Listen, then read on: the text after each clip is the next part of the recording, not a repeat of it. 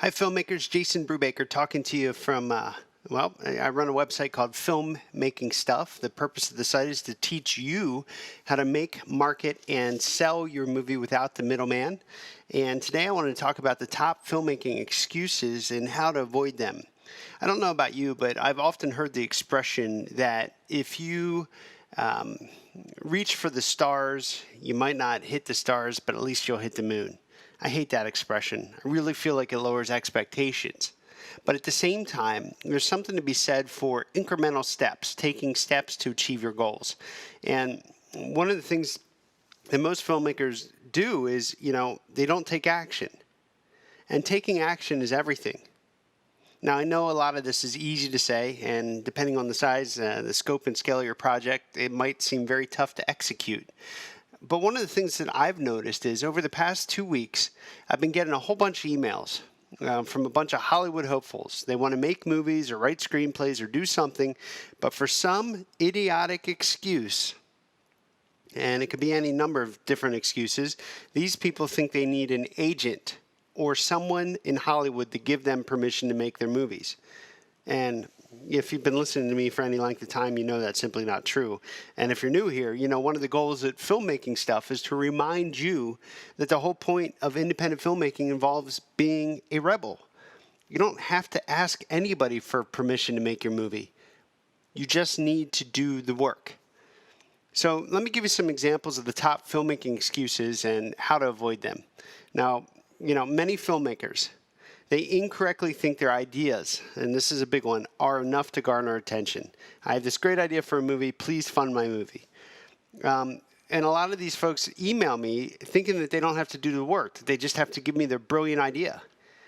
And these folks still have the impression that Hollywood is one big lottery, and all you got to do is you got to buy a bus ticket, hop on the bus, and show up to Hollywood with your ideas, and you're going to get paid millions of dollars. Now, that's simply not the case. So here's the type of filmmaking emails and some of the excuses I receive every week for why these filmmakers can't make their movie. Let me just start off with the idea one. I get an email like this a lot. Dear Jason, I have the most amazing idea for a movie. I just need to find someone willing to raise the money and help me produce it. And here's my typical response to that. Join the club. Everybody has an idea for a movie, and your ideas are probably good, but the truth is nobody in Hollywood cares. Unless you have a track record, selling a movie simply based on an idea is nearly impossible. What you have to understand is it's execution that matters. Are you willing to take action and make your movie now? Then I get emails like this. This is all well and good, Jason, but I can't afford to make my movie. I don't know anybody. Nobody will look at my work unless I get an agent. Can you please stop sending me these filmmaking tips? I just need you to introduce me to an agent. And my response to that is usually not so terse, but here's a response. Quit crying. Now, the thing you need to remember is everybody in this town started from somewhere. And despite popular opinion, most successful filmmakers started from scratch. But if you really want an agent, here's some tactics that some of my friends have utilized. One of my friends, he got his agent after his movie was produced. Now, it's important to note that he became one of the producers to produce his movie. And guess what? Now that he's produced stuff, he's more valuable to Hollywood, and he gets an agent. He wins. I have another writer friend. He couldn't get a break. So what he did was he decided, he realized that relationships are everything, so he started a screenwriting magazine. And then he leveraged his magazine to interview and build relationships with other writers. And from these relationships, one of the writers introduced him to an agent. And later on down the road, aside from getting the agent, he also ended up selling the magazine, but that's a whole other story. And then I have another buddy who actually writes horror novels and screenplays. He's pretty well known. He actually started his career as a roller skating messenger in New York City, which, if you think about it, it sounds pretty strange, but whatever. One day he went to a publishing company. He was set to deliver a package there, and he was in some executive's office. And this guy was always ready to take action, which there's a lesson in this, right? He carried his manuscript with him wherever he went, and he saw a stack of manuscripts on this guy's desk. So he just pulled out his manuscript and shoved it into the pile. A few days later, he got a call. And the ripple effect of that is he got an agent, he got a book deal, and he got a whole bunch of screenwriting work. Now, all of these people didn't just send out emails saying, I had a great idea. They had the guts and the creativity to do the work, to take some action, overcome obstacles, to have something more than just an idea to sell. And so if you're going to take action, you're really going to increase, even if it's a small incremental series of actions, you're going to increase your chances of gaining attention. So I need you to really focus on what it is you want to accomplish. And then I want you to stop investing time in making more and more excuses as to why it can't happen. And even though this information that I'm sharing with you right now, is intentionally supposed to be, very uplifting and motivating, for some of you, you're still going to email me something like this. I don't have a choice. If I do not find a producer, my movie does not get made. Okay, now I understand why you might think this way, but you are only correct if you want to be. And let's peel this back a little bit. Let's be really honest. For some of you, it's much easier to complain, to make excuses for why your movie will never get made. And that allows you to never take action. And the reason for all of this, you are terrified of rejection. You're terrified that you're not good enough. You're terrified that you downright suck. Well, I got news for you. When we decided to make our first feature film, all of us, we were all very scared as well. But the thing is, it didn't stop us.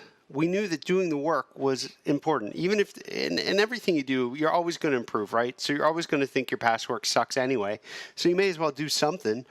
And the other thing that didn't stop us, aside from the fact that we were scared that we had sucky work, is we didn't even have a producer. So we decided to become our own producers.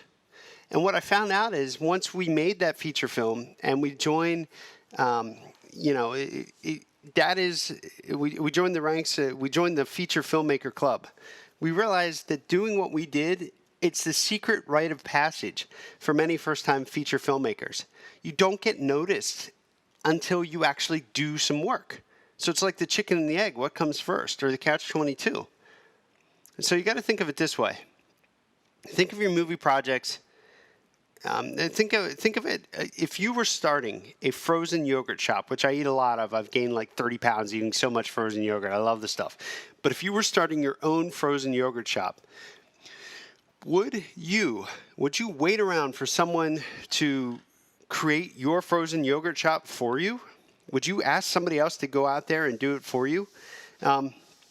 Next time you're on the Filmmaking Stuff website, type in the words Charlie Day. He's the guy who stars in the show Always Sunny in Philadelphia. Those guys took a camera. They had no budget, and they just decided to start shooting projects on the weekend, which eventually evolved into Always Sunny in Philadelphia, which is a real cult hit here in the United States. And the point of all of this is you got to take action and make your movie. You just do. So if you want to make movies, you set a goal. You put blinders on and you go for it. You don't allow yourself to get distracted. But at the same time, don't overwhelm yourself. Don't make a movie that needs $1 billion if you don't have access to those funds. Instead, make the movie you can produce this year. And for some of you, that means that you can only, grab your camera, your cell phone camera, and make a 3-minute YouTube short movie right on your cell phone. If that's the only movie that you can make this year, then do that. Do that. And, every time I give these tips, and then I get more emails. So here's another one in response to the YouTube suggestion. A friend told me that YouTube's a silly way to test my ideas and build an audience. He said I should just focus on getting an agent. Okay, now we're back to square one. Thank goodness all the people that have gained credibility and YouTube fame that led towards legitimacy in Hollywood didn't listen to this advice. YouTube is like having your own TV station. You have the ability to go out and create work, and if it's any good, you could potentially reach an audience, and you could potentially have something that goes viral, which you could then leverage into bigger, better, and more badass projects. But you have to be willing to do the work. So, my response to that person is I honestly told him, I think you should probably get some new friends. With everything I'm saying, there's no guarantees in filmmaking, but there's no guarantees in any other business.